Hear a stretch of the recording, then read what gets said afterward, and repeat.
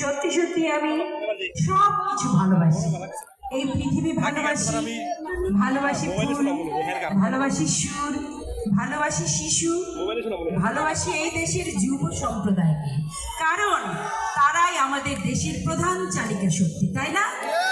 আমরা বড়রা এবং বুড়োরা সবাই আছি দোয়া করতে এবং পথ দেখিয়ে দিতে, কিন্তু হাতে পায়ে কাজ করবে কারা?